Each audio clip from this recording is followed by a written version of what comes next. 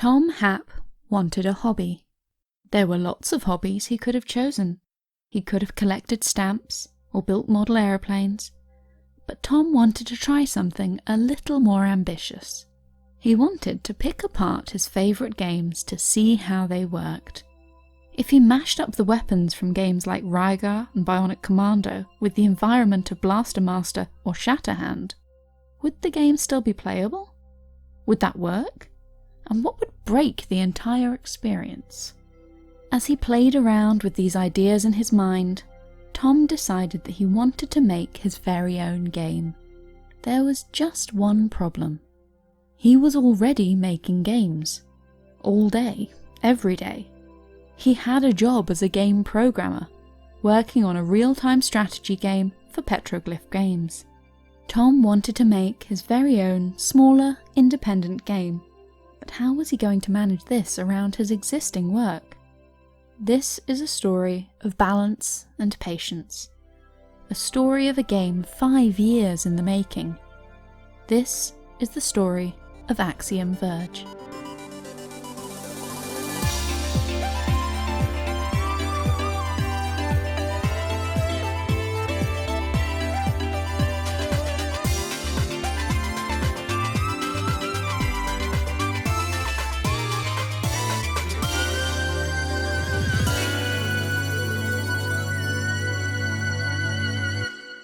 Tom Happ's day job involved programming, all day, every day. So, he figured, if he was going to make his own game in his spare time, he'd avoid programming at all costs. The professional programming was taxing on his brain, and he didn't want to burn himself out by trying to program in his spare time as well. Luckily, Tom is a man of many talents. He's also a trained artist, and so, he decided that he could use these skills without overloading the programming part of his brain. So Tom went to work and programmed all day, then came home and drew artwork.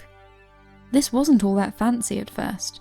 He merely wanted to plot out his game world and create a simple blocky layout that functioned as the map for his creation. For the next 6 to 12 months, Tom worked primarily on the environment tile set for his game. He came up with the basis for what his game would look like to explore, and gradually built up a single vision of an interconnected world.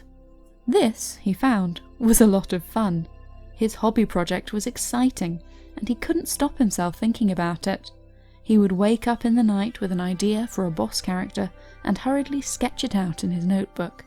He could even bring this casual game design to his day job, in small chunks. Whenever Tom was waiting for code to compile at his desk, he would reach for his notepad and idly sketch some new designs.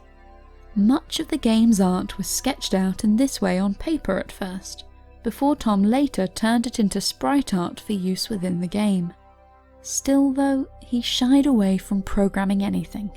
His plan was to get all of his assets together first, so that when he sat down to actually implement his ideas and make them reality, the process would be fairly quick and straightforward.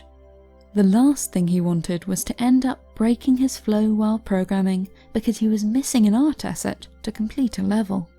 Plus, tackling art in small chunks meant Tom could approach his game project in a way that let him spend time with his partner Chloe, who was patient in letting him sink time into this passion project.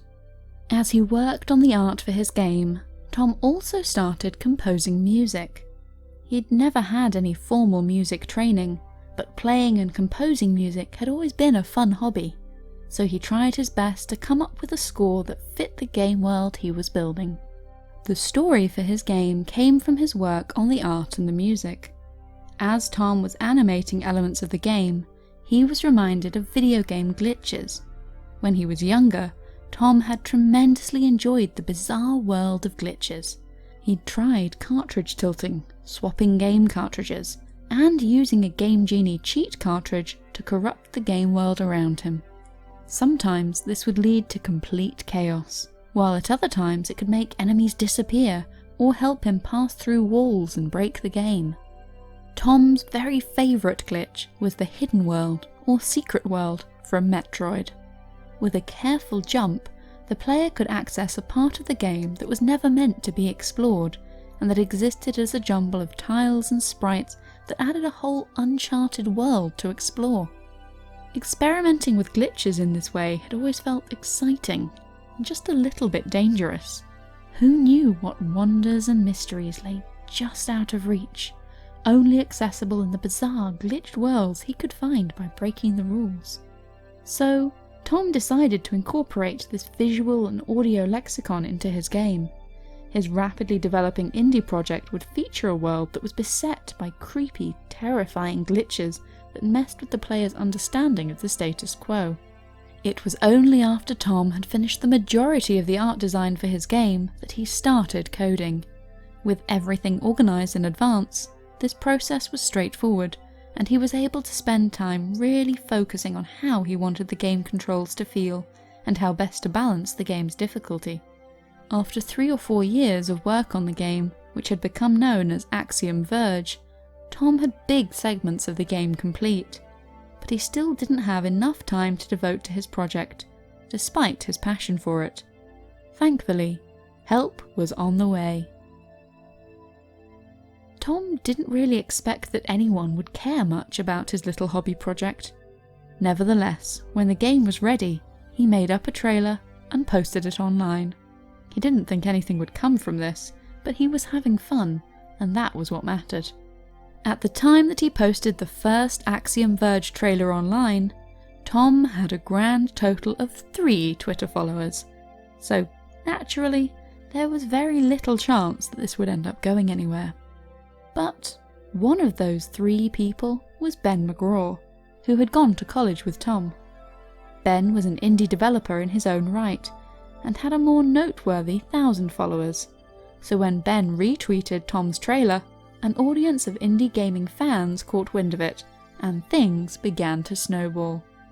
Tom was blown away by the response he received. Large professional news outlets were covering his game as if it was somehow significant. Didn't they know that this was just a quirky little game he'd been making in his spare time for fun? There wasn't even enough content within the trailer for people to understand what they were looking at. Some people thought it was a bright red Virtual Boy style, while others assumed that it was a drilling-themed Metroidvania. A Drillvania! Thankfully, the one thing that Tom felt made his game unique, the glitching mechanic, was hidden from view. He didn't want to give this away, and hoped that if anyone did one day want to play Axiom Verge, they'd stumble across it during gameplay and be surprised. In part due to the popularity that Tom's trailer had received, he began wondering just how far he could take the project. But he wasn't a natural marketer, and had no idea how to go about actually promoting a game. Then, a piece of news caught Tom's eye. Dan Edelman, the head of Nintendo's digital content and development, had been laid off. His job had mainly been about liaising with and building up smaller independent game studios, meaning that he had the perfect skill set for making Axiom Verge a household name. Following his unexpected redundancy, Dan had decided to strike out on his own. He had enough connections and contacts within the game industry to be able to continue his work without Nintendo.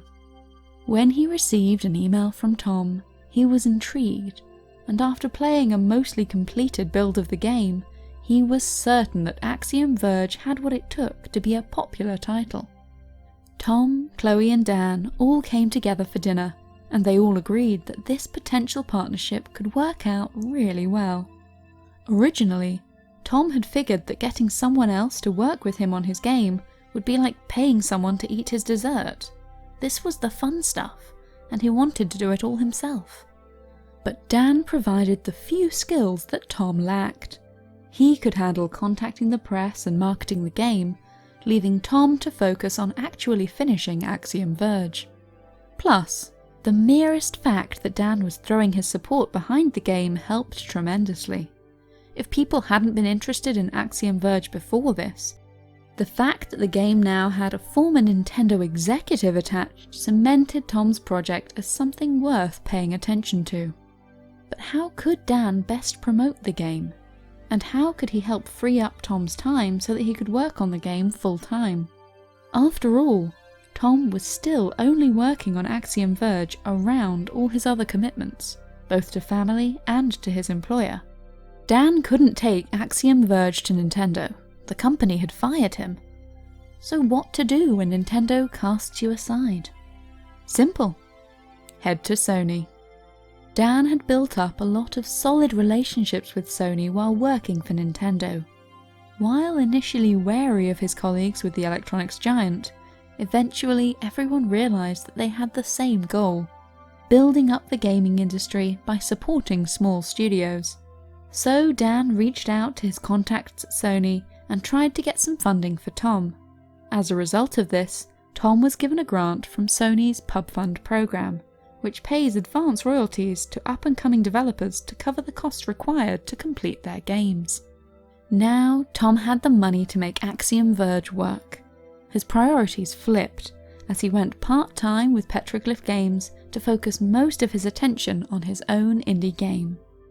6 months later, Axiom Verge was finally completed, releasing for PlayStation 4 before also coming to other platforms. Another 5 months after this, Tom and Chloe welcomed their son into the world, whom Chloe nicknamed Axiom Baby. This small family had been through a lot during the 5 years that Tom had been working on his game, and as they embarked on this post-release chapter of their lives, they toured game developer conferences together, showing their tiny child the exciting world that he'd been born into. Tom's hobby had become his passion, which had become his profession. He and his family were, and continue to be, happy together. The moral of the story is that you can pursue your passions. Sometimes it feels like you're stuck, like you can't find the time to live your life the way you want to. The waiting can feel horribly painful, but there is always something you can do to make progress on your goals.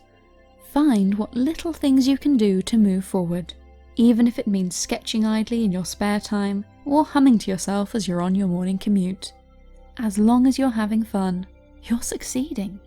It doesn't matter where you're going.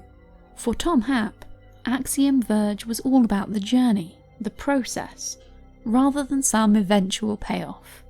So have fun pushing forward with your goals. It doesn't matter when you'll get to where you want to be. What matters is that you enjoy yourself along the way.